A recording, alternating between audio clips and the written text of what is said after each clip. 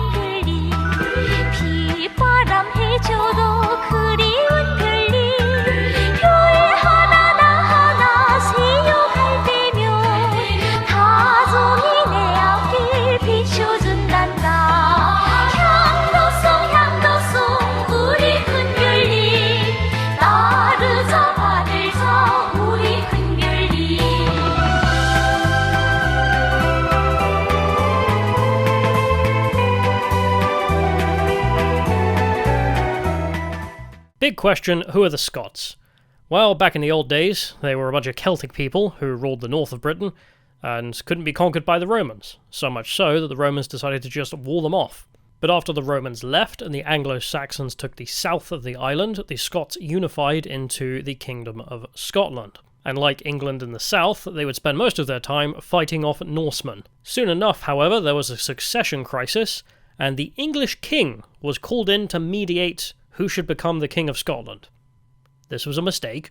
The Anglo-Saxons in the south at this point had been subjugated by the Normans, who then committed a genocide, killing 75% of the north, and then subjugated the Welsh, and the only contenders left on the island were the Scots. So naturally, they decided to pick the weakest man available, who would happily sell out his own country in return for being called the King of Scotland. In response, you get the Scottish War for Independence. Braveheart happens, William Wallace gets killed, and Robert the Bruce wins Scotland her independence. There you are, just saved you 2 hours and 45 minutes of Yankee slop. But soon enough, it was England's turn to have a succession crisis, and James VI of Scotland ascended to the English throne, therefore gaining Scotland's revenge for all of that. And Ireland had also been conquered at this point, so he was also made King of Ireland. James was considered to do okay as king. During his time, North America started to be colonised, and also Ireland. This place called Ulster, where an awful lot of Protestant Scots decided to move into the place. And that's Northern Irish history, so is Irish history, which means we're going to be dodging it until I have to deal with it. But there were a couple of snags to James's rule, primarily Catholics, because unlike Scotland, down in England, we were still debating whether or not it was Catholics or Protestants that we should be burning, and James was Protestant, so him becoming king pissed off the Catholics, and they twice tried to kidnap him, and then decided they would just blow him up in this gunpowder plot, in which they would blow up all of Parliament and the king, with gunpowder supplied by this guy named Guy Fawkes. And every single year we decide in our country to burn a straw effigy of this man to remember his Catholic treachery. And in return, all this really did was make James hate Catholics even more, so he passed a bunch of anti-Catholic laws, such as making sure that Catholics could no longer own guns, they could not be lawyers, there was a death penalty offence for obeying the Pope over the King, and every Catholic had to take an oath of allegiance to the King. But the other major issue with James was the Parliament. Now, him being Scottish, he had come from Scottish political traditions, and Scotland did have its own Parliament. However, the people in the Parliament were appointed by the King, which meant it was pretty much pointless. It just went along with whatever they needed. Whereas in England, there had been this long-standing tradition of Parliament going back, arguably all the way back to the Anglo-Saxon times, in these wittens, these wise men meetings, as they were called. And since 1275, there had been free elections, and since 1430, every man who owned more than a whole £2 British could vote. The main point being that Scotland and England just had wildly different political traditions. And so the English tradition was that of Parliament and the Crown working together, whereas in Scotland it was a de facto absolute monarchy, which was fine. They managed to muddle through it.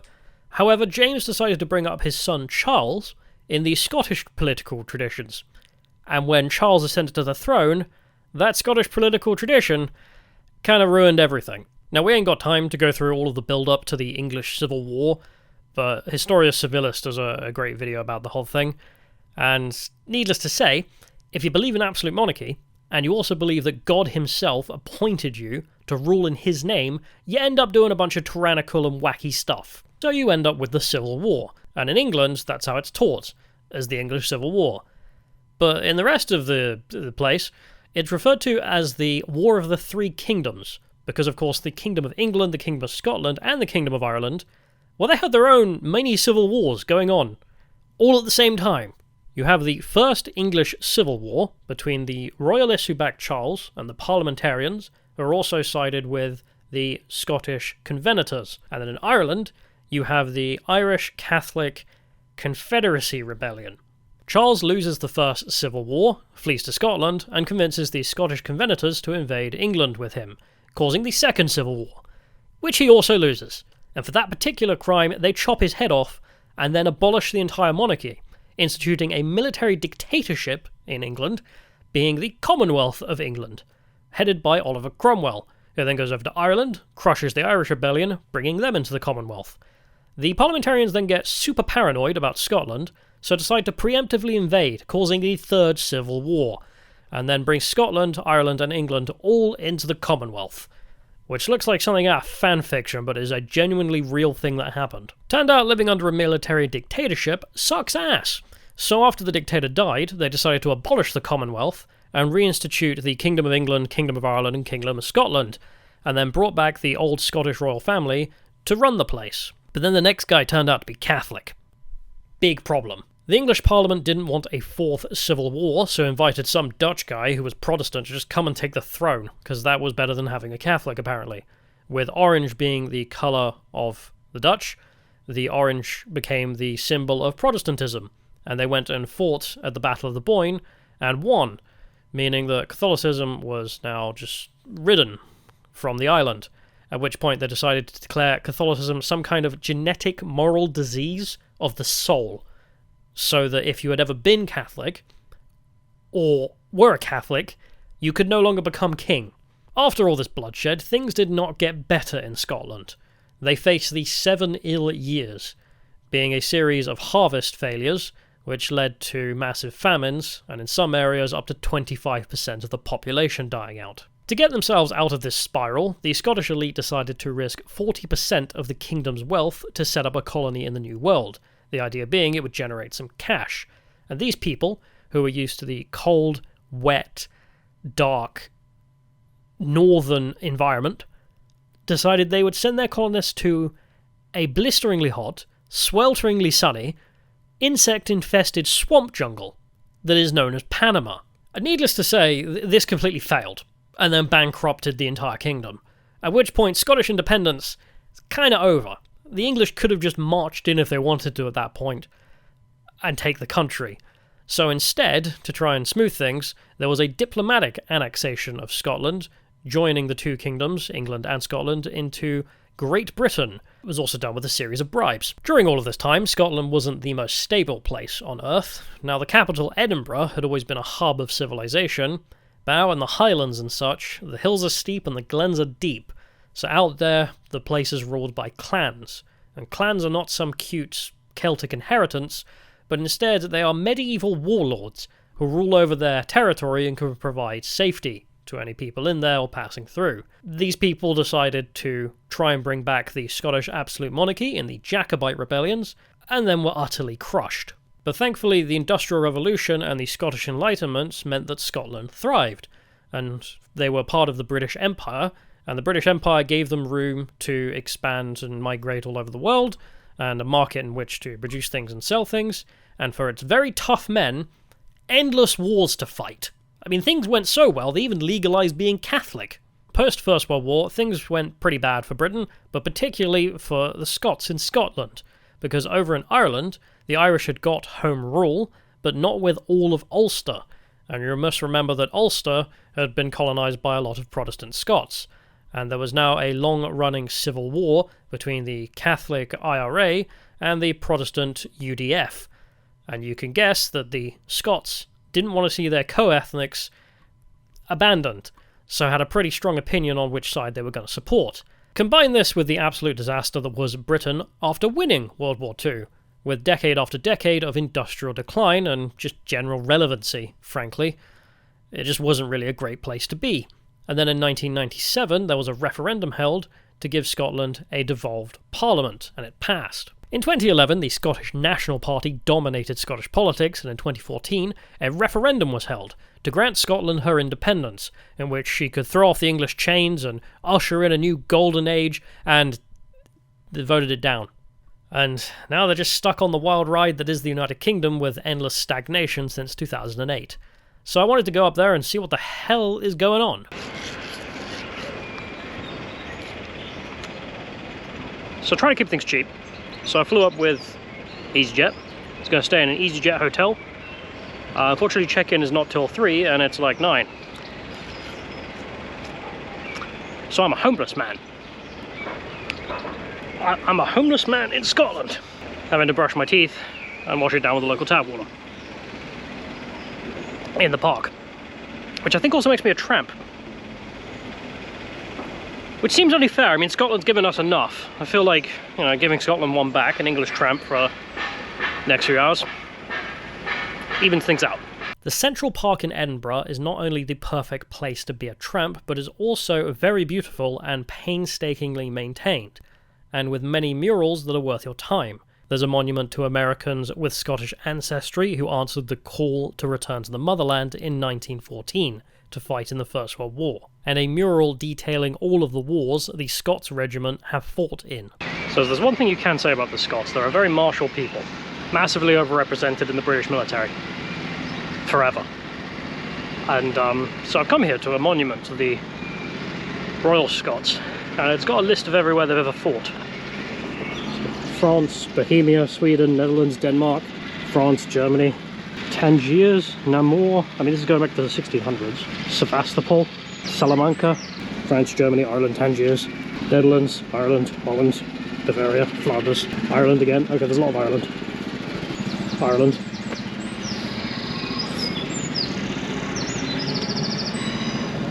Ireland, West Germany, Berlin, Korea, Egypt, Cyprus, Suez, Libya, Northern Ireland. Thought we're out of islands, but that's more Ireland. Falklands Islands, the Gulf War, Bosnia, Iraq. In terms of military prowess, the Scots get around. But I have to say, the best is not a Scottish, but a Polish monument to Wojciech. Wait, what? Fucking Polish. It's a bear that the Polish army found when they were fighting for the British as an exiled army in the Second World War. And when they found the bear, they decided that they would keep him as a mascot, they would wrestle with him, have him smoke cigarettes, and he also enjoyed drinking coffee in the morning. He would later help out by carrying artillery shells for them, and was promoted from a private to a corporal, before retiring from the military to spend the rest of his life in the Edinburgh Zoo. And he's not the only one, with Nils Olaf the penguin residing also in the zoo, with Nils being a colonel-in-chief of the Norwegian King's Guard. Well, the park is pretty nice. Got some good monuments and whatnot in there, especially to Wojciech, or however you say his name. The bear. They're just kind of weird in here. It's a little get away from the rest of society, but it's full of tourists. So as you wander around, you hear Americans talking about how God's beautiful creations. God did such a good job making all the birds. That's a real quote. And then there's these people walking around. I don't know, like Braveheart fans or something. They've got this crowd of people and they just keep telling them about the story of Braveheart. You know, the storyline of the movie. Weird.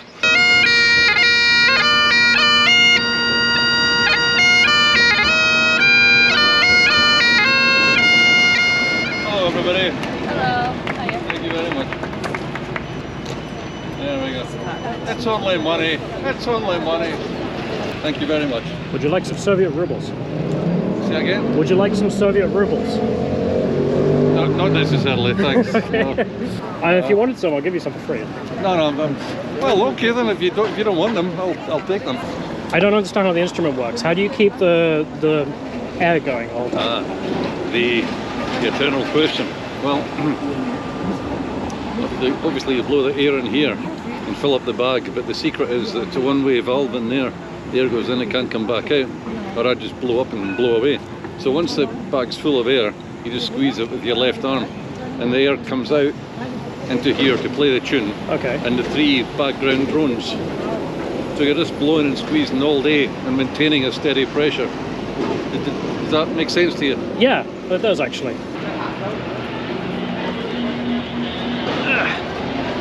So there is the Scott Monument, named after Mr. Scott, the founder of Scotland. Something like that. Nearby is Calton Hill, which is where 100% of the scenic shots of Edinburgh are taken, with the National Monument of Scotland covered in Free Palestine graffiti, something you will find all over the place. Next to the hill you will find the old Scotch office, from which administration of Scotland was handled, and today it flies the EU flag, despite not being in the EU, and the Ukrainian flag. Ukraine was celebrated before the war in this place, with a plaque on Calton Hill celebrating 1,000 years of Christianity in Ukraine, from Saint Vladimir. You can even find a shrine to Russian Alexei Navalny in central Edinburgh. Now back there was the Scotch office, or Scottish office, and that used to be where they ran Scotland. And then someone had the bright idea of, oh, what if we gave them devolved parliaments? So Tony Blair gave devolved parliaments to Wales, Northern Ireland and Scotland. And in Wales, we just wandered in, not trying to be rude, but that does give you some sense of how important it is considered locally, never mind internationally. Northern Ireland, I'm not touching for it with a 10-foot pole, and also it's Northern Ireland, no one cares. Scotland, however, the devolved parliament here actually led to something, which is increased support through the fact that the members of the Scottish National Party could get seats here. So then they had a salary, which meant they could spend all of their time campaigning and pay for staff and an office and everything else on the taxpayer's expense. And they had a platform with which to propagate their idea of Scottish independence. And it's been fantastic for them to gain their support. So we're going to go and have a look and see if we can just wander in like we did in Wales. Probably not. They take their parliament a bit more seriously here. They'll probably tell me to bugger off. Outside there are Ukrainian and EU flags again, along with a Free Palestine protester. Turns out there's no need to book in advance, and like Wales, you can just wander in. The building and chamber itself are very unremarkable, and honestly quite underwhelming. It's the problem, the one in Westminster, beautiful, beautiful paintings and mosaics and stained glass windows all over the place that are ancient, hundreds of years old. And then this place,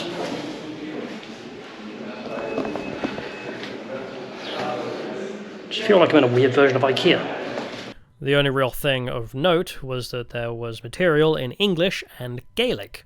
Just like Wales, Scotland is a dual-language nation, with a Celtic language Gaelic being spoken and English, with Gaelic being spoken by about 1% of the population, mostly out in the very remote areas of Scotland.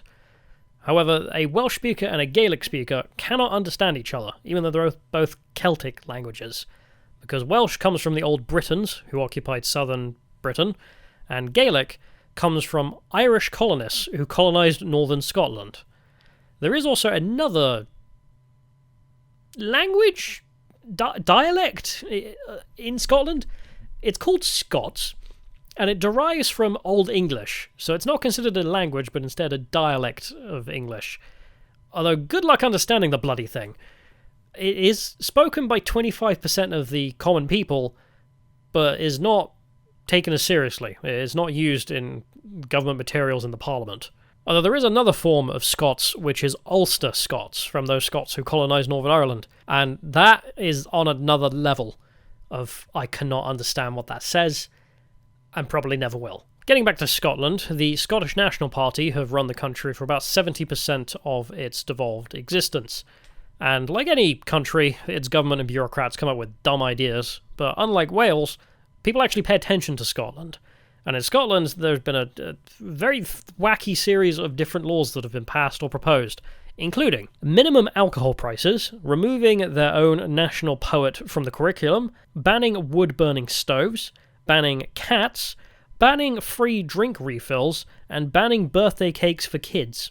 Some of these passed, some of them didn't, but the funniest has to be the replacement of the 1843 blasphemy law with a hate speech law, which was proposed and passed by a Pakistani minister who was most famous for giving a speech complaining about white people.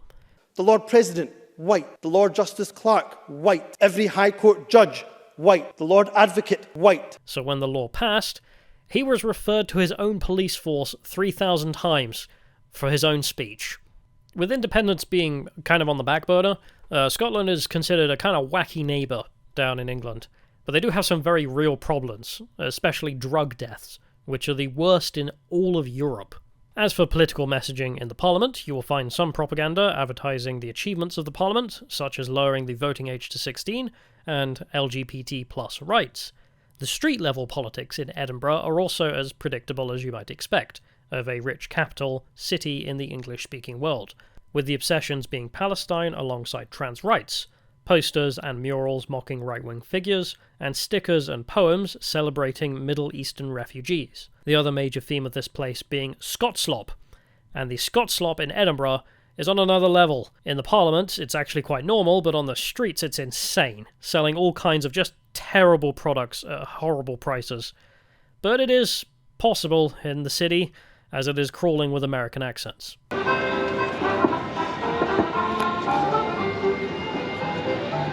So what's weird is you get this really nice, taken care, right place, cute, quaint, little signs, and the next thing you just got fucking Scots-slop. Or some AI-generated cows with shotguns and other shite. The Scots-slop is a lot bigger than the Brit-slop, at least here. With it being the capital, centred around the castle, and Harry Potter being written here, the place is an absolute magnet for Americans looking for something in the English-speaking world that is slightly different. As a result, the city prints tourist money and is heavily policed, so despite the apocalypse level of tramps, at least here they won't bother you. The tourists don't manage to kill the heritage of the city, with spots all over the place that will stand out, such as the train station and its First World War monument put up by the rail company listing all those who served, or the very last place in which a public execution took place. But the cutest of all has to be the story of Bobby. Bobby was a dog whose master died of tuberculosis, and Bobby lived another 14 years, but refused to spend a single night away from his master's grave. With the locals taking pity on him, they decided to build him a shelter and feed him until his death, and naturally he is now considered a local hero of loyalty. But it's also a great chance to try some Scottish food, such as a full Scottish breakfast, which is somehow even more calories than a full English breakfast, and is basically a full English with potato scones and blood pudding and haggis on the side, all of which are fantastic. Haggis is made up of heart liver and lungs encased in a stomach, and as a result is banned by the FDA in the United States. The Edinburgh tourist restaurants try to sneak it into just about every dish, because they know it will attract foreigners. So it's the next day. Didn't film this last night because I'm tired as hell, but this is what an EasyJet hotel looks like. I've been to one before. Yeah. Put that there. And then,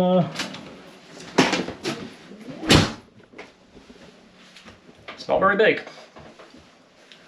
Like, you can touch the sides from both sides while sitting down. With it, you get a light. There's a TV for watching British TV. Don't know why you do that. And then this like little porta cabin. Don't know why. Hotels in Edinburgh are bloody expensive, so this is basically what I could afford. There are lots of nice ones, like the Balmoral or the Witchery, which are right next to the castle. Really fancy, really fancy stuff in Edinburgh. But it costs $1,000 a night. So unless you want to commit some financial suicide, this is where you'll actually be staying. Canned iron brew. Iron brew extra, don't know what the difference is. Iron brew sugar free. But glass iron brew. One major negative about Edinburgh is, if you're from Florida, for example, you probably like the heat. You probably like it being flat. You probably don't like walking. You've got the exact opposite here. It's cold, it's hilly, and the walking, Well, if you want to get anywhere, you're going to be doing a lot of this.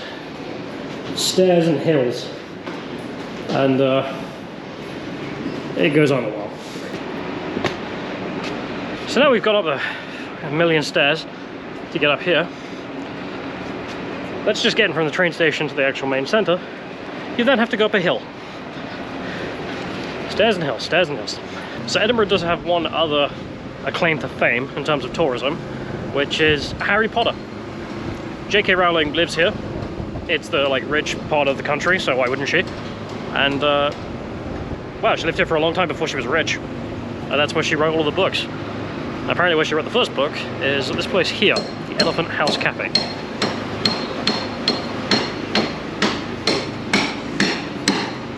So, undergoing renovations. Usually bustling with tourists apparently, but well, they're busy, so never mind. But there is all this cottage industry of local tour guides who want to show you all the different Harry Potter sites in Edinburgh. I've heard very mixed reviews of these things. Like there's Harry Potter World down in London. If you love Harry Potter, that is worth it, I bet. It's fantastic. Great day out for the kids, right? But if you want to just go and see a bunch of places that are where Harry Potter was born and stuff like that, that's all up here. And I mean, you can just look them up on Google. So this is Elizabeth Moody, which Mad Eye Moody is named after. There we go. To the memory of Thomas Riddle. I don't know, I feel like pop culture tourism is kind of shallow. Like, I love the Harry Potter series. I watched all the movies. I ain't reading the books. That's not happening. And like, okay, cool. Yeah, she got the name Tom Riddle from here, I guess.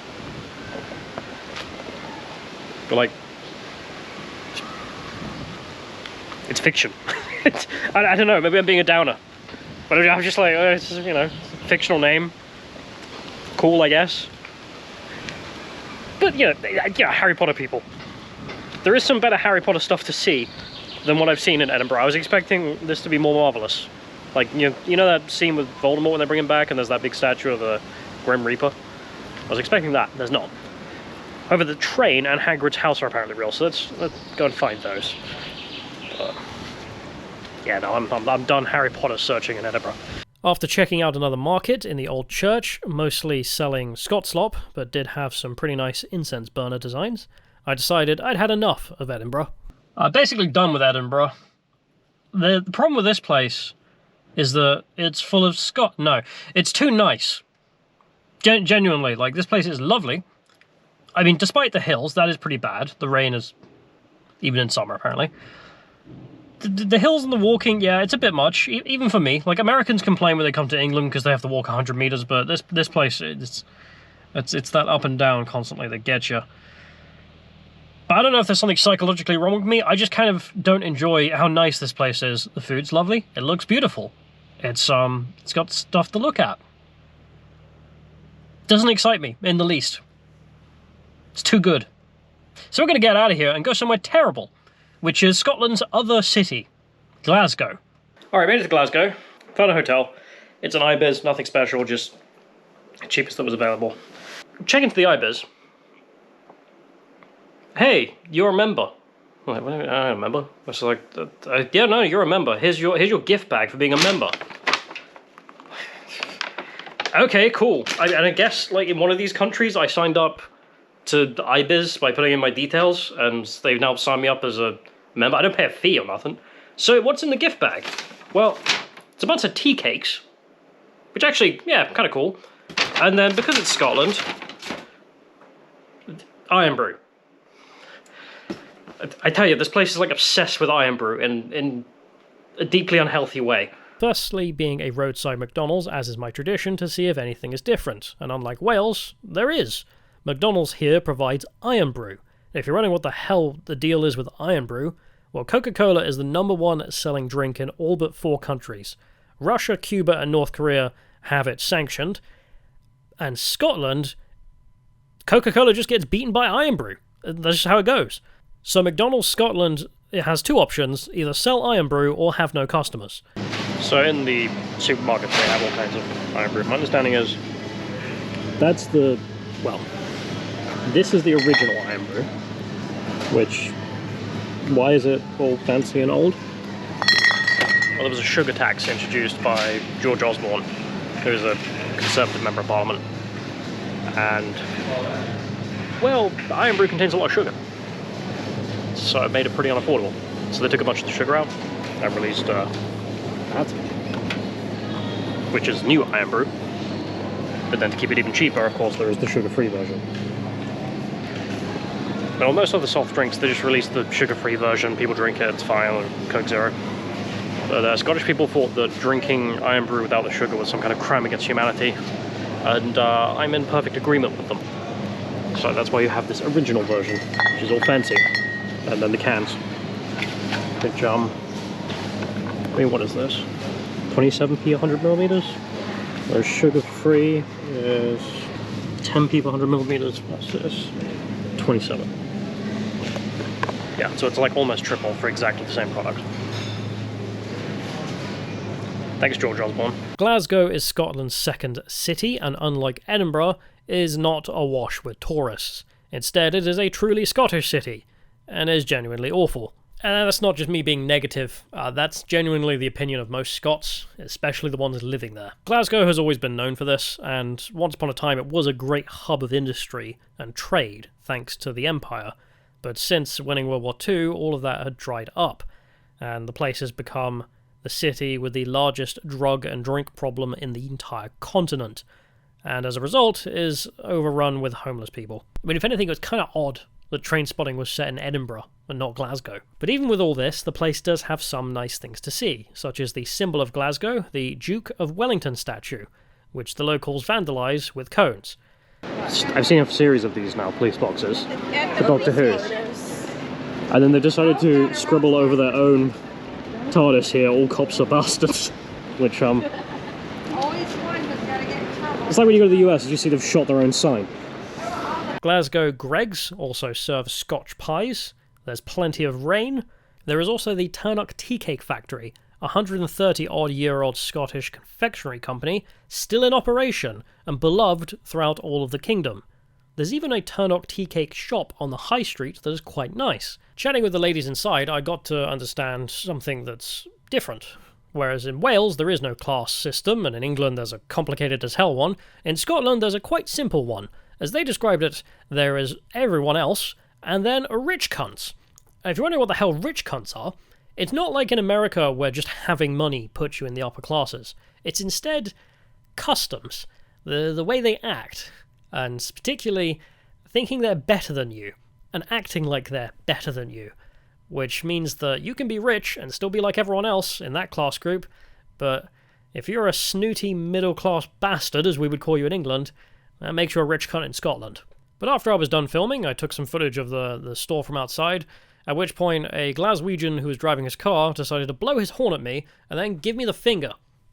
When I pointed out I was filming the building, not him, he looked at the building, then looked back at me and gave me the finger. Glaswegians. As friendly as ever. So here in Glasgow, the people are like super friendly. The locals always want to say hey, and oh, look here right now, here's a Bonnie Wee Lassie. What the fuck giant you're doing? Bonnie Wee Lassie, like pretty little girl. What? Yeah, creep. I'm just filming like something for my YouTube. Do you want to say something like Scottish? Something Scottish? Yeah, just some. I'll kick your fucking cunt in if you don't get your camera away from me. That's what I'll do, you fucking pedo. So she's speaking in Gaelic, which is like an ancient language that the Scots use to like communicate within their tribes. One very nice thing about the Turnock Tea Cake store is that you can actually get a selection of all of their products that come to about £10. There is an equivalent in England being the Fox's Biscuit Factory, which I managed to get a hell of a lot more of the goods with basically the same price, which I do highly recommend. It's in a town called Batley, and next door is the Islamic Centre. If you don't know why I mentioned the Islamic Centre, don't look it up. It's depressing. Back to Scotland.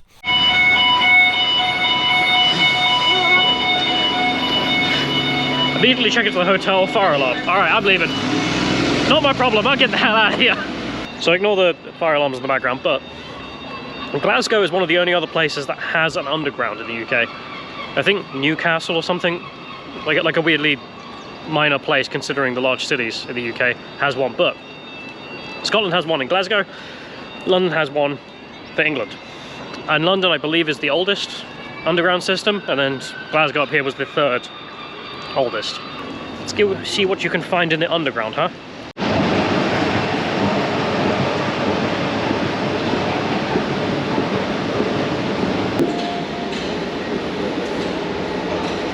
They got one big circle. That is reasonably priced. I think it's like £6 in London. So I was mentioning I don't know what you can find around the metro station in Glasgow, and I managed to find, I don't know, I think you might be the spokesman of Scotland through the internet in a weird way. Yeah, pointed. It's Count Dankula. Yeah. How you doing? How you doing, man? I'm alright, man. How you doing? So, people who don't know, Dankula is very famous because he broke the law. He's a criminal, you see.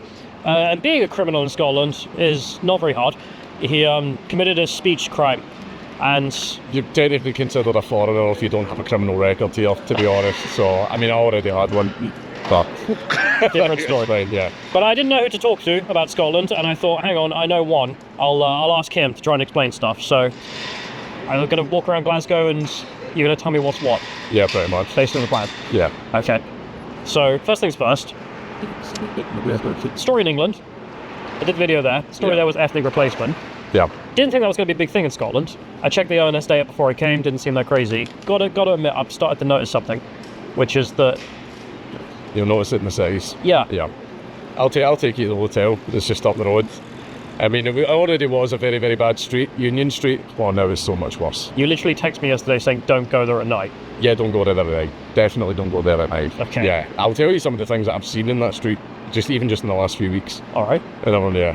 Well, should we get walking? Yeah, go for it. Yeah, that's fine. I'll just walk like slightly behind you. It's fine. It makes you look tall.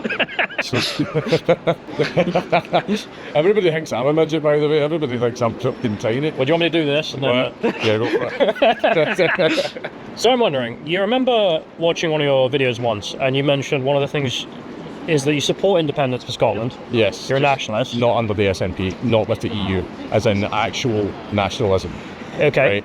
Basically, the entire mantra of the SNP is they're saying, oh, we're sick of these foreign people in England dictating what we should do, what we can do with our country and our economy and with our migrant policy and everything. But then they're like, we want Brussels to do it instead. Like, fuck off. They're quite happy wearing the fucking collar. They just want to change who's holding the leash. Okay. Right, which makes no sense whatsoever, because the amount of people that say, I'm a Scottish nationalist, and I'm like, oh, should Scotland be in the EU? Yeah.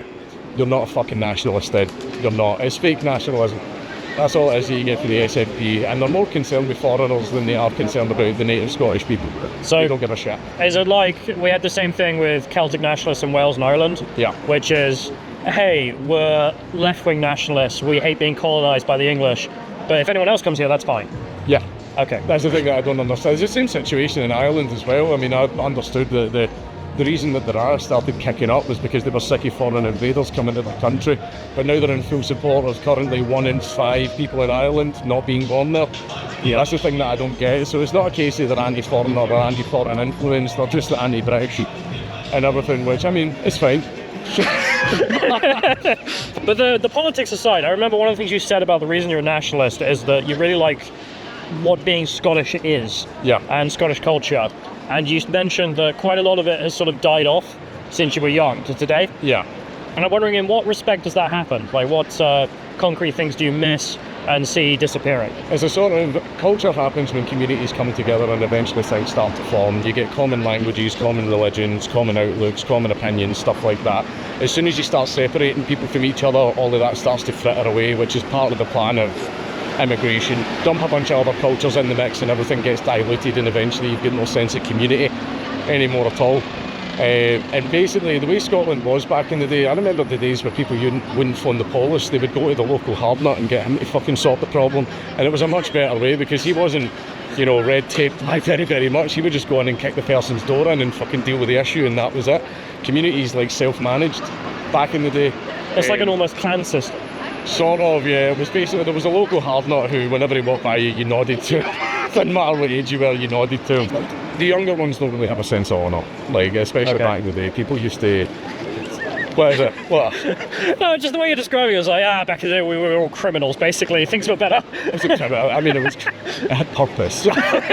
Man, like, there was a reason behind it. It was criminality that had a great outcome for the community, right? That was it. But it's like how old gangsters talk about how things used to be. Yeah. Like we had standards, we wouldn't sell drugs, and then these people from Albania came in selling drugs and everything. But that's it, that we're in just now is called the Four Corners. Okay. It's a bit famous. Yeah, in fact, see, right there in the middle of the road there, I saw a guy get attacked with a machete.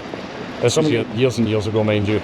So this was Scots sculling each other up? Yeah, this is, I always have to play defence online whenever someone goes, oh, there's been a machete attack in Glasgow, and everyone will be like, oh, that's those doctors and engineers, and I have to come out and go, no, that was us. We've been doing that shit since the 70s. Man, like, yeah, so, yeah, whenever there's a machete attack here, it could be anyone that's done it. Most likely it is us.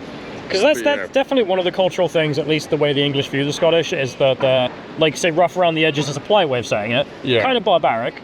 Like, we mentioned, I think before, you can go drinking with your friend if you're Scottish, and you will actually fight each other. Not for a joke, like, you'll end up fighting, but then you're still friends. I've done that multiple times, and it's a weird thing, because whenever I tell this to people, they've kind of, I don't do it anymore, because I'm older now, and all that. Basically, the way it was back in the days, if you and your friend had a disagreement, you would just immediately start fucking fighting, right? You was just start beat shit at each other, and then after. But what kind of disagreement? Like, how petty could it be? In fact, the last one, I remember the fight. I don't remember what it was over. We were drunk, and but after it, we just got up, we shook hands, and that was it. That was it, and I've done that multiple times with multiple friends, and people find that weird.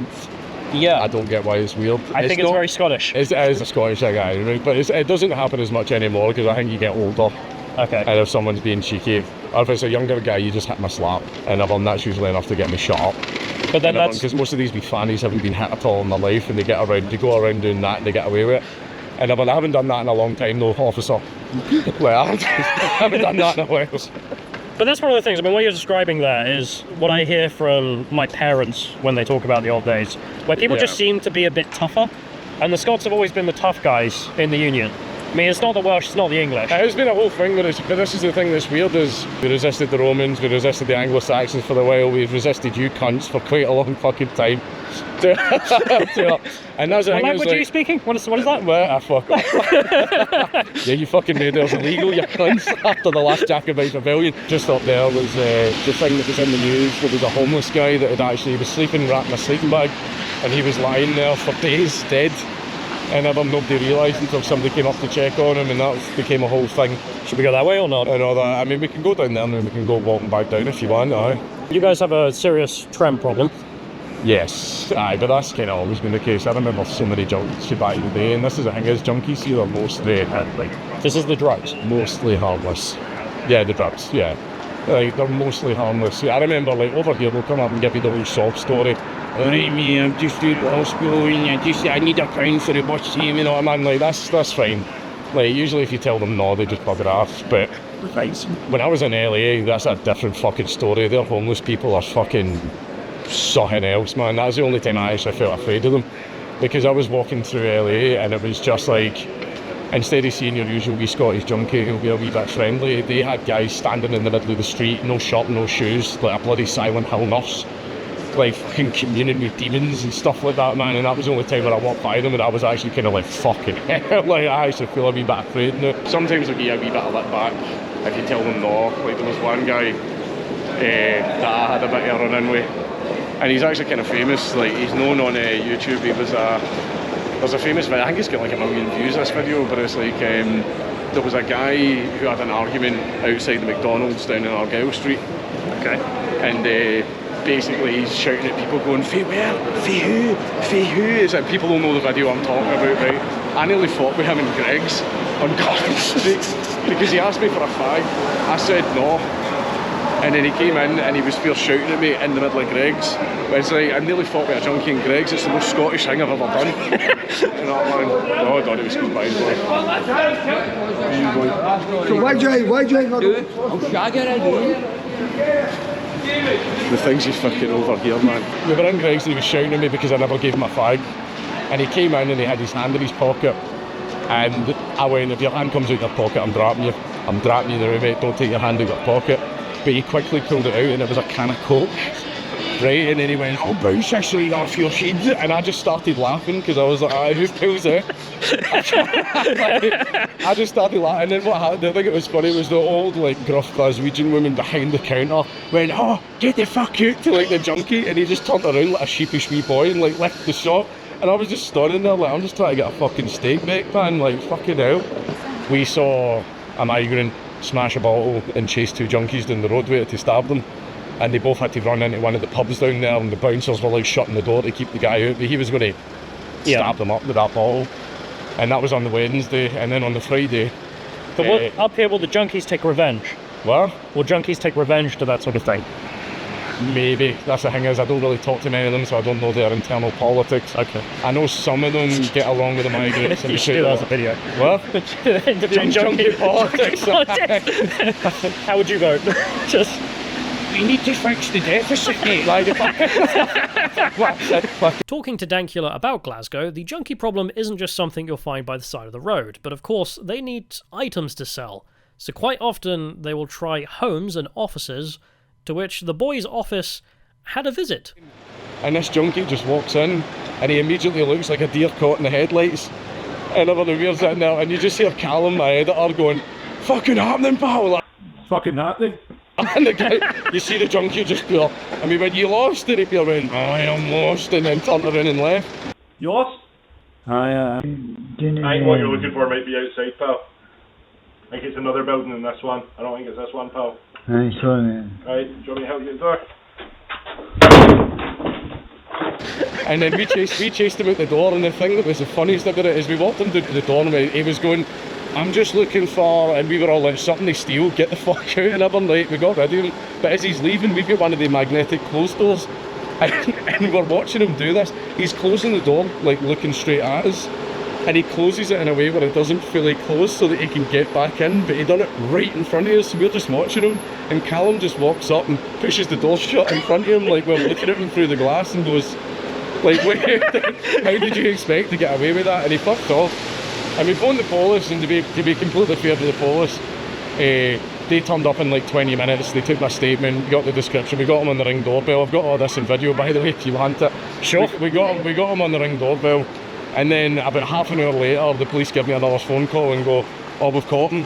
And I went, "That's unusual, usually they take your statement and vanish forever."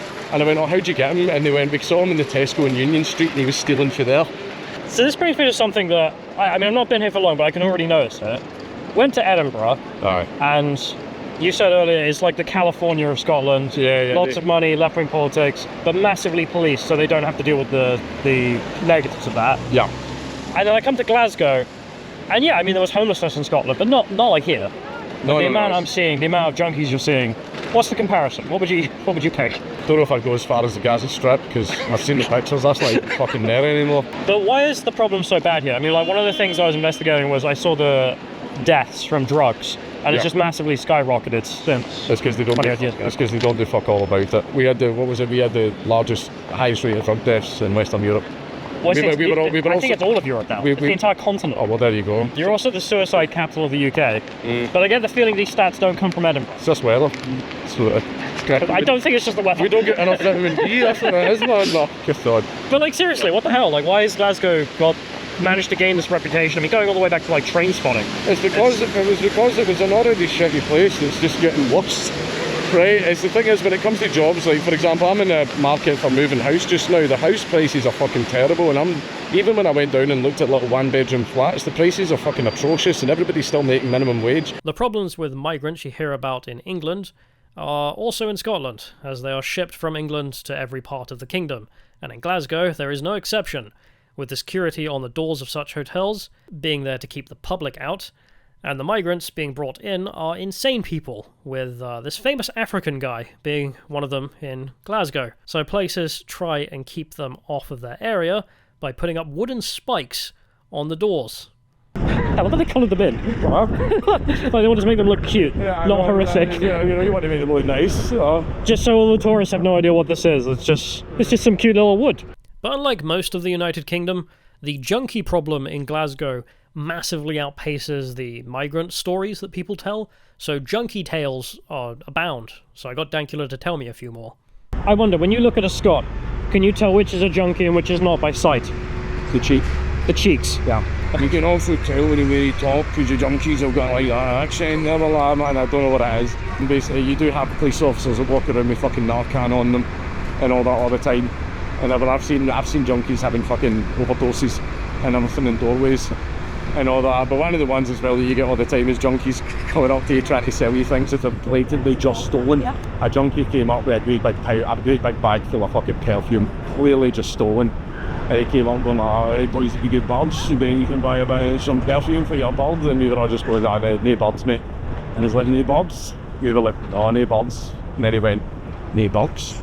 And then we were like, no mate. And then he went, oh sorry if I get a fag. And we went, no fags either mate. And the guy went, sorry, I've got one. And like, whipped a cigarette out anywhere, and we were like, alright. And then he went, anyway, enjoy your day boys. And when he turned around and he walked away, I swear to God, I swear, the whole back half of his trousers was missing and his arse was just out. And as he walked away, we were all going like that to each other. We're going, look his arse, look his arse. He was just walking down the street. Okay, then in like broad daylight, this is like 2 o'clock in the afternoon. And broad daylight, we just wanted to go and like watch him walking down the street. We just wanted to watch him walking down the street with his arse hanging out. Yeah. But then he fucking, like, just in the middle of the day, in front of hundreds of people and commuters, just starts pushing against the walls. And it's like running down the middle of the pavement, and as people are walking, they're just stepping over the pish, not even breaking stride. And other than this one, and I was just like, I fucking love this place. I still can't get over the guy who wanted a cigarette and then went, no bother, I've got one. What's that cartoon on YouTube, you know, with the Sasquatches all smoking weed? Oh, it's Tuesday, you fucking drugger. Yeah, what's it called? I forget what it's called, but I know all the quotes. It just reminds me so much of that. Yeah. No, is there any tumours up here? Well, the thing is, you get a lot of them up here, and one thing is, I used to do private security, never did retail, hated doing retail, right, because I didn't want to roll about with fucking junkies.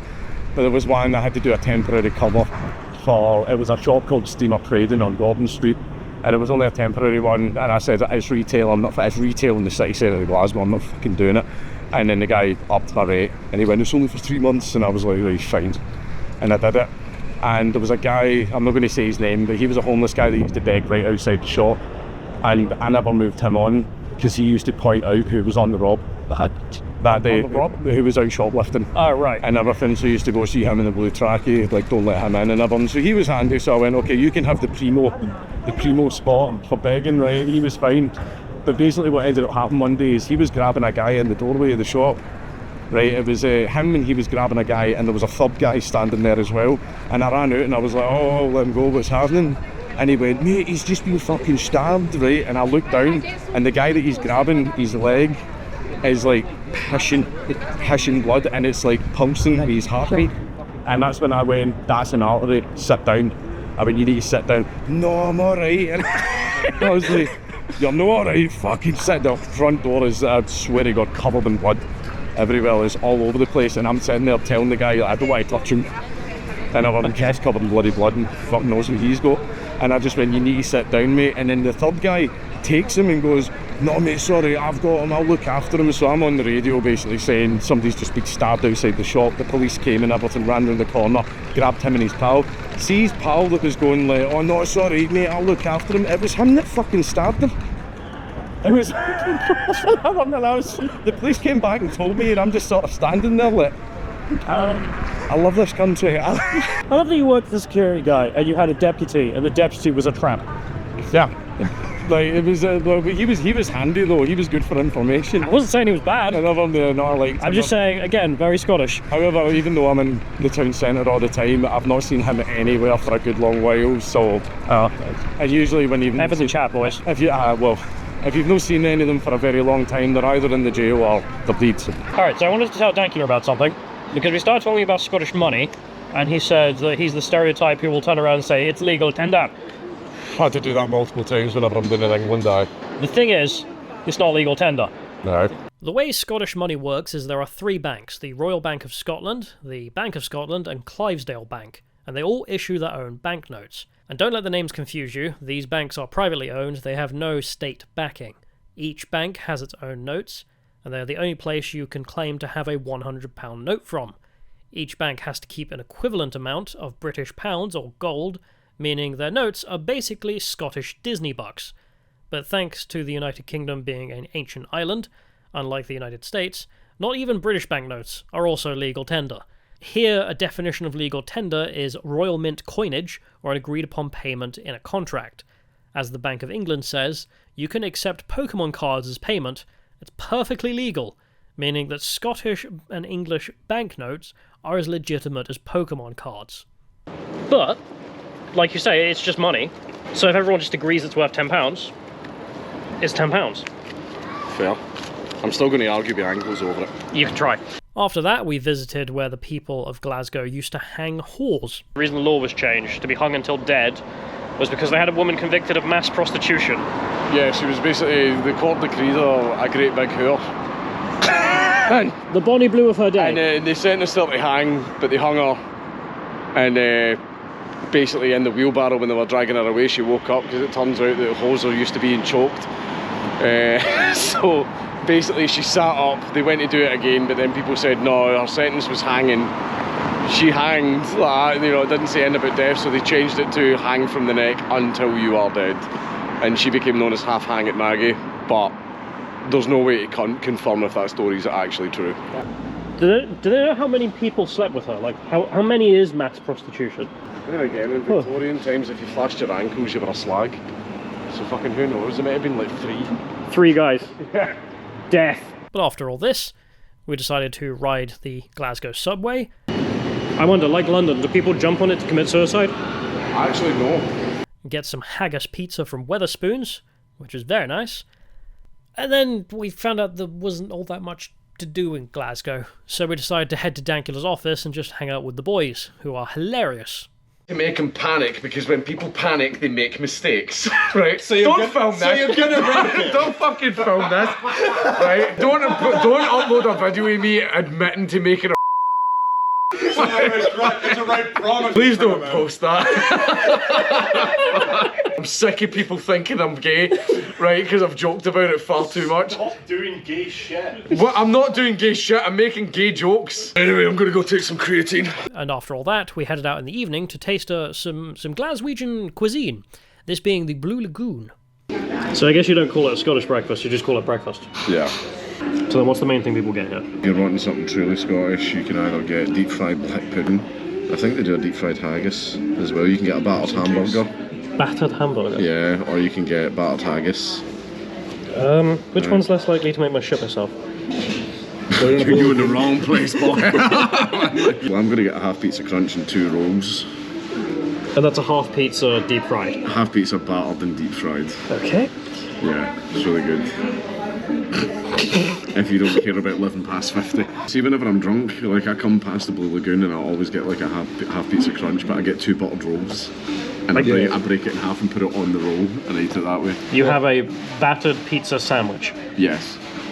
Because I'm drunk. You can get a deep fried steak pie as well. We took some meat, surrounded it in pastry, and then added essentially pastry, but deep fried around the pastry. Yes. I mean, I can see why the deep fried Mars bar became a meat, but you're telling me that's a tourist thing. It is a tourist thing. Like Scottish people in general don't order it. What happened was, I think the way the story goes is a chippy did it back in the 90s for a laugh. Tourists caught on to it and they go, oh, Scots deep fry everything, even deep fry Mars bars, blah blah blah, and everything. And then the chippy stopped doing it. And then it ended up becoming, basically tourists went everywhere, it became a meme, it became a myth, and it became that much of a myth that chippies started doing it again, and then it just became a thing, but like the average Scottish person doesn't order it. Like, it's tourists that order that. But the one grain of truth is that you are deep frying fucking everything. Pizzas, haggis, pies. I mean, it's good. It is good though. I'm feeling romantical. Can't get fuck off. You're not a Yet. Yet, Sabaka. And then this is your deep fried pizza with bread. Deep fried pizza. My roll's not bald, but it's fine. I can look past it. Does this count as a happy plate? It does. Because what's on my plate is making me happy. But this is my steaming food whenever I'm drunk. And it's like 3 in the morning, this is what I want. This is what I always get. Deep fried pizza. Do they actually bother to make a pizza and put pepperoni on it and whatnot, or is it just pizza dough? No, it's got sauce and cheese and everything on it as well. Right. Look who's fucking... That is... food. If you're not a fan of deep-fried bread, there is another claimed Glasgow special, chicken tikka masala, a Pakistani restaurant in Glasgow that claims they invented the dish, with many supporters for this claim. Glasgow is often voted the world's friendliest city, and locals pride themselves on their good cheer, good humor, and chattiness. And it's here where Britain's most popular dish was born, and it is not fish and chips. You can get the dish all over the city, but according to local legend, the original chicken tikka masala was created here at the Sheesh Mahal restaurant in the 1970s. The thing is, after visiting, not only is it incredibly mediocre, but the claim is such obvious nonsense. The origin claim is very disputed, with the Glaswegian claim being described as a crock of shit by investigations. There are multiple other claimants throughout the United Kingdom, sometimes with decades before the Glaswegian claim. And of course there are also Indian claimants, which you saw coming. So why did they make this claim? Well, it seems to be kind of dumb, with the Pakistani chef who ran the restaurant claiming it for financial reasons, and for everyone else, it seems to be a political interest, with co-Pakistani politician and MP for Central Glasgow, Chowdhury Sarwar, the first Muslim Member of Parliament, advocating for the dish to be given EU protected designation of origin status, in the same way that champagne from the Champagne region of France has to be from there. And at the same time, the dish was claimed to have become the national dish of Britain, which, story for another time, but yes, is also obvious nonsense. Thankfully, the EU looked at this claim, saw it was obvious nonsense, and just dumped it. And Chowdhury decided when he was done with Scotland, he went back to Pakistan, rescinded his citizenship, ran with the Muslim League, became a senator, and then a governor in Pakistan of Punjab. To this day, his son runs the Labour Party in Scotland. Funny old world. Speaking of politics, Glasgow's politics is very different from Edinburgh. It's far less about left-wing concerns and far more...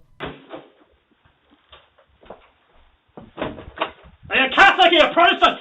You see, I didn't mention all that Protestant and Catholic stuff for no reason, because a lot of Protestant Scots went to Ulster to colonise it there, and when the Great Hunger happened and the famine came to Ireland, an awful lot of Catholic Irish middle-class guys who had the money to get out of Ireland went to Scotland and settled in Glasgow. With so many Catholics coming into an island that had been fighting about whether or not it was Catholic or Protestant, naturally quite a lot of people were worried about demographic changes. However, this was during the European-wide potato failure. Most Western European nations had a massive potato failure, which was causing hunger, but Ireland just happened to be the worst, with up to 88% of their crop failing, which led to the Great Hunger and mass exodus from Ireland. There's also some British mismanagement going on there, but that's for the Ireland video, not for this one. When the famine was over, they did not go home, and to this day about 13% of Scotland is Catholic.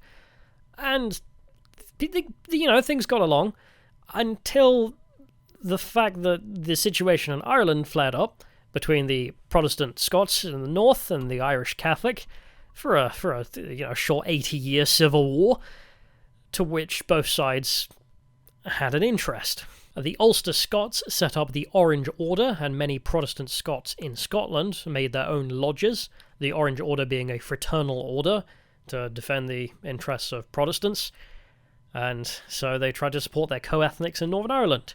And as for the Catholic Irish population that were now in Scotland, I'll give you 3 guesses who they backed. And every 12th of July, the Orange Order do a parade to celebrate the Battle of the Boyne, which is the battle in which the Protestants secured the throne for Protestants and vanquished Catholicism from the crown.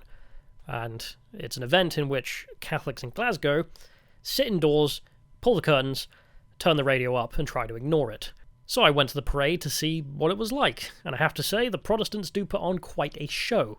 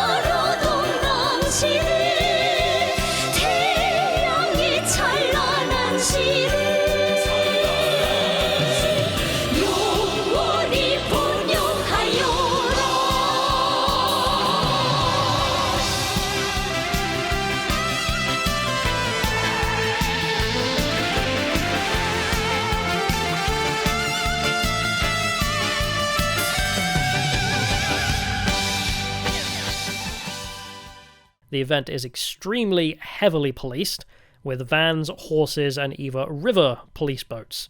And this year, someone was running around with an air rifle shooting at the parade. The whole parade is quite a show and clearly very popular with locals, with bands from all different parts of the country representing their lodges, and Orange Order men and women dressed up marching throughout the city. And honestly, it's quite funny watching foreigners look on in complete confusion as to what the hell this is.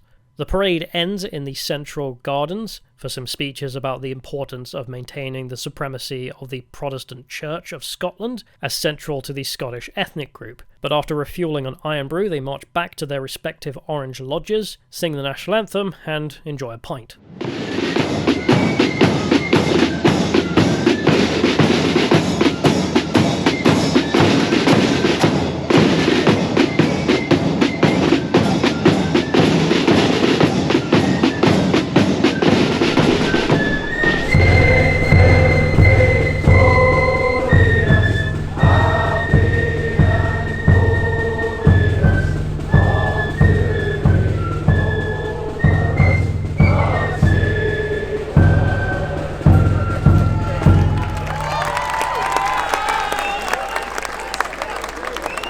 Now, as someone who doesn't have a dog in this fight whatsoever, I gotta say, it's a pretty good showing. Like, as a tourist, to see all the culture on display and the artistry of the bands, it's pretty nice, it's pretty impressive.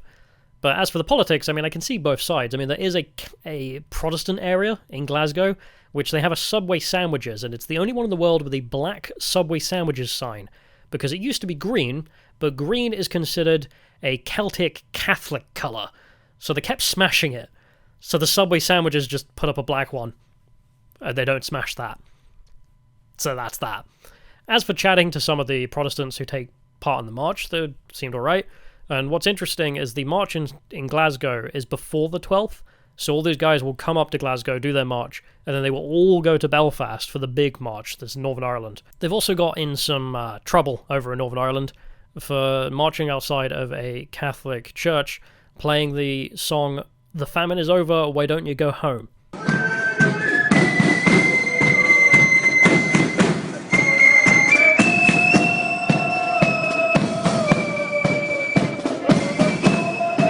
What?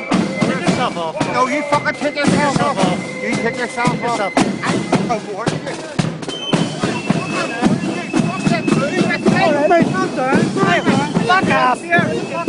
But away from the cameras, the topic of conversation was no more about the Catholic-Protestant divide, even though that's somewhat of the origin of this whole thing. Instead, the topic of conversation was about politics, and the big political discussion, immigration. So just like in England. In fact, when we were in Glasgow, I kept seeing Free Syrian Army flags on cars, and you can go up to them and ask them, "The civil war is over, why don't you go home?" But they won't get it. The only other main thing about the march that I found interesting was that it's extremely popular amongst alcoholics and junkies. Basically a bit of excitement in their lives, I imagine. Say cheers! No surrender, the poops are banned! In fact, a couple of alcoholics kept threatening me that filming them was some kind of crime, which is obviously not. They were just bloody annoying. But alcoholics out here are a bit special. Alcoholics in Scotland love a tonic wine called Buckfast because it contains caffeine, alcohol, and sugar, and as a result, a stupid percentage of assaults in Scotland are Buckfast related. There is also a football element to this sectarianism, which gives you another chance for violence. The Catholic population supporting the Celtics and the Protestants supporting the football club Rangers. So the chances to get in a pissed-up fistfight are basically endless. If there's one thing the people of Glasgow love, it's their soccer. There's two main teams. There's the Glasgow Celtics and the Glasgow Rangers. Here's a couple of lads just now playing a bit of soccer. And hey lads, ooh-ah, up the Ra. The Ra is like short for Rangers, so like ooh-ah, up the Ra means like, come on the Rangers. After this, I decided to go and check out the least and most Scottish areas in the country, both of which are in Glasgow, with the least Scottish area being a largely Islamic area, known as Pollock. See the books up there? What do they mean by this? Mosque? It just says mosque as if the book is called mosque. Dude, I want to read mosque. Human rights activism, mosque. It's the best book. It's just called Mosque. Acceptance like mosque. And the most Scottish area, according to the census, was 101% Scottish. From here you can head south through the beautiful countryside, which is genuinely wonderful, and even contains a quiet little town called Troon. Oh. No, not me. If your car peters out, call peters out. Oh. Get your peters out of Troon. The Troon swimming pool. So you're going to have an entire section of videos talking about Troon. There's some very funny words in Scotland. I can tell next time you're going to do an interview, like Dutton, you're going to be fucking pissing yourself at this. Ed, you won't believe this. There's a town up in Scotland. It's called Troon. They've got the Troon Scouts. They've got a Troon station. Everything hurts. Nearby you can find the English border, and unlike Wales, they actually have a flag and monument for both sides. Right, so this is the official border. There's a big bloody stone, says Scotland on it, and then over there there's a sign, says Welcome to Scotland. And you may remember, like very briefly, I do show there's a Welcome to Wales sign in Wales. What's kind of odd though is when you cross into the nation of Wales, Welcome to Wales, you cross back into England, there's nothing. There is no English flag, there's no English stone, there's no English sign saying Welcome to England. But with Scotland, you can see over there is actually a stone over there, and a flag. I must say, there's this weird, almost not wanting to recognise that Wales and England are different places from the English perspective. There are Welsh nationalists, but the English just kind of don't think about Wales as a different country. That's just how it is. And yet with Scotland, both sides recognise, yeah, we're very different places and different people, and got a little bit of animosity. In a good way. It's the thing, you ever see Scottish and English people interact, they just abuse each other. But it's usually all jokes. Anyway, one other thing that's kind of funny about the border is there's just like this bar called Border Bites. I think this is the first place where you can get haggis and tatties. For those Americans wondering why you don't have haggis over there, it's because it's banned. The FDA banned the importation of haggis because it's sheep lungs and intestines and all the other good stuff that makes it wonderful. Anyway, time to head north. But to the north is the Highlands, out of civilization, where the tourism industry really focuses. First step being Glencoe, which is a small rural town, and the drive to it being filled with spots of natural beauty to enjoy the endless greenery. Around these parts you will find so much Harry Potter tourism as well, and it flooded with tourists, such as the viaduct bridge used in the film, and also the spot in which Hagrid's hut was. So this is apparently the site of Hagrid's hut from Harry Potter. And I saw this, and also the train viaduct for the train in the Chamber of Secrets, and that sequence, are all up here. So you've got the Harry Potter stuff down in Edinburgh, for Harry Potter tours, which are kind of disappointing. And then up here, I gotta be honest, also kind of disappointing. There's a little sign back there telling you that this is where the Hagrid's hut was for the show, and Hagrid's hut used to be here and they moved it, which why? And even if they did, like, come on. I feel like the council or the Scottish government or someone should just build another one, so then, you know, there's an actual reason to come up here. Otherwise, yeah, here's the dirt on which the hut used to stand.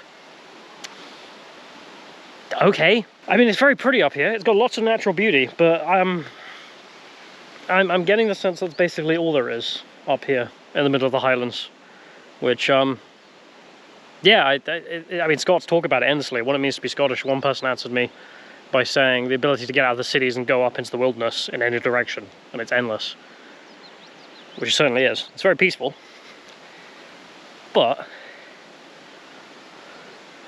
I don't know, I'm just not a big natural beauty person, as you can tell.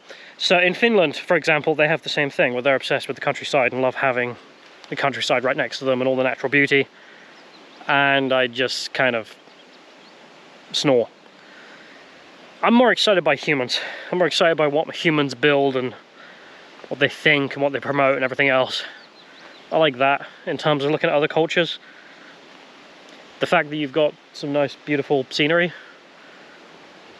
I mean, that's kind of true of anywhere that doesn't have humans. It always looks beautiful when there's no humans in the shop. I felt like I'd just been conned. I mean, before coming, I kept getting these adverts on Facebook from the tourism industry, just endless propaganda about how great the countryside is and the natural beauty of Scotland's so amazing and you have to see it. Did you know that in Scotland you can walk across the sea on a beach with water on both sides? Did you know that in Scotland there's a magical forest walk carved by a river that has over 100? Did you know that in Scotland there's a breathtaking trail amongst the roaring waterfalls flowing in an area so atmospheric? I mean, did you know that in Scotland you can go into the middle of absolutely bloody nowhere and go into a local pub and they will serve iron brew in a glass as if it's some kind of delicacy, and if you drink too much of the bloody stuff, you will start to think the people out here have started using it as soap to bathe themselves. I mean, another funny thing about the iron brew company is they're kind of insane. What are we going to call her? Fanny. My mum's a Fanny. Granny was a Fanny. She'll be joining a long line of Fannies. Aye. It's good to keep up tradition. They keep making these adverts which are just genuinely mad. Everybody in the world loves iron brew. He does, we does. Me does. And I especially love iron brew. Even though I used to be a man. Even though I used to be a man.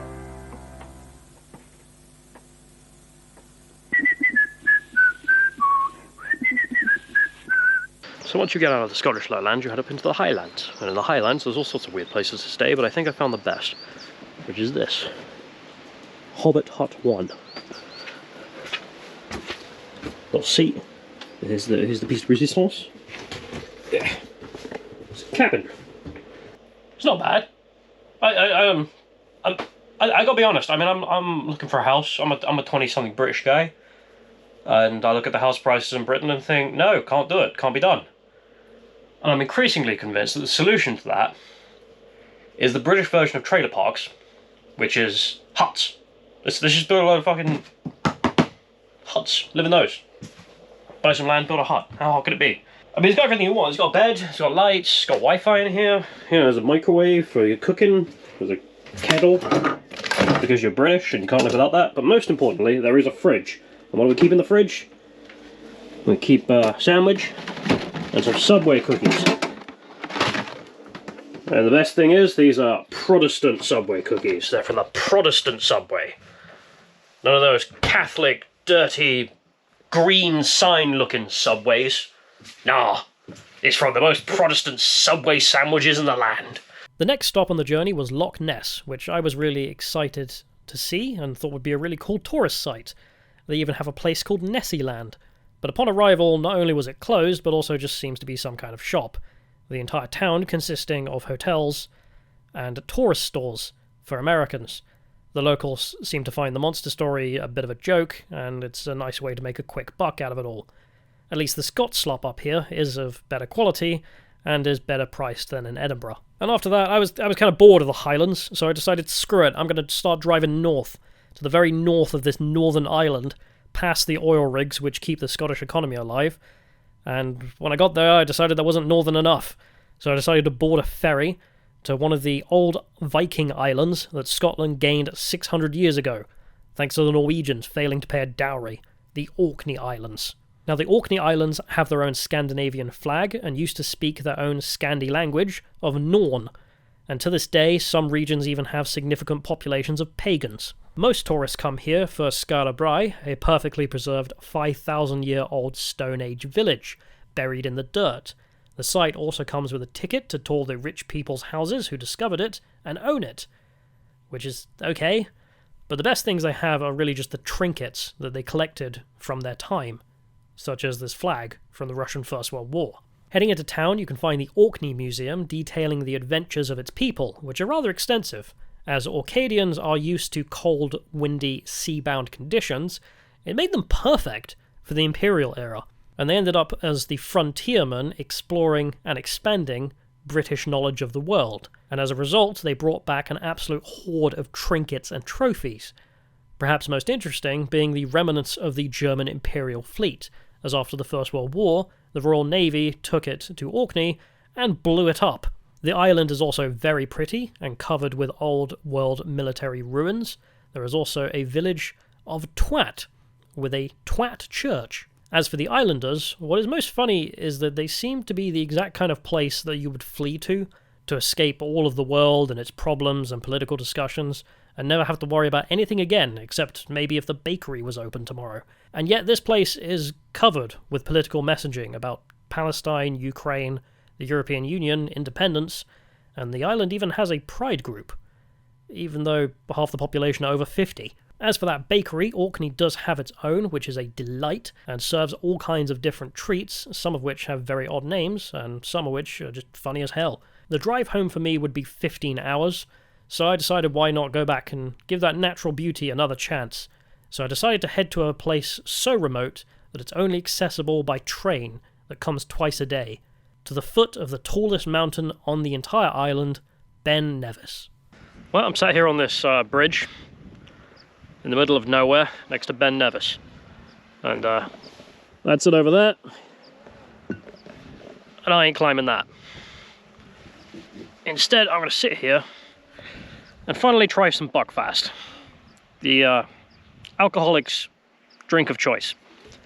Now, alcoholics in most of the world are the kind of people who, drink a lot. They might have a beer every day, and that's a bit weird. The alcoholics up here seem to be the kind of alcoholics who would drink hand sanitizer. Anywho, Buckfast is made in Devon, which is down where I live, where a lot of my family are. And what's funny is in Devon, nobody drinks this shite. Only up here do people drink it. Made in the Devon Abbey of Buckfast.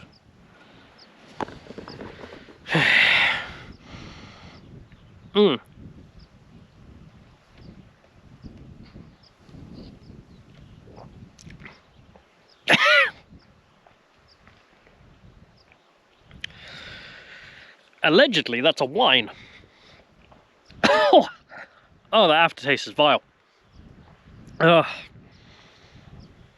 it's advertised as a tonic rather than a wine initially. And there's a lot of myths around that, but after drinking that, I'm going to say it's because it's disgusting, and there's no way you could get people to agree that that was a wine. You can't get people to agree that something disgusting is a tonic.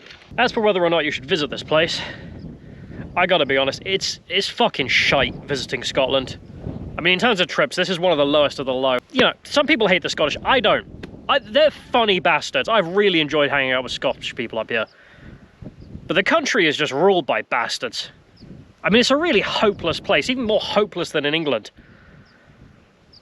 And all the natural beauty in the world doesn't make a bit of fucking difference to that.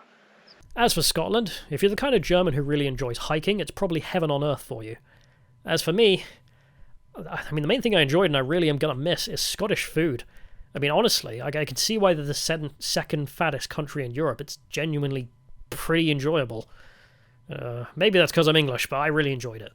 As for the Scottish people, well, you're here with the English and the Welsh on the wild ride, and everyone wants off this wild ride, let's be frank, in one way or another. But we're stuck on it. Hope you enjoyed. Thank you, and goodbye.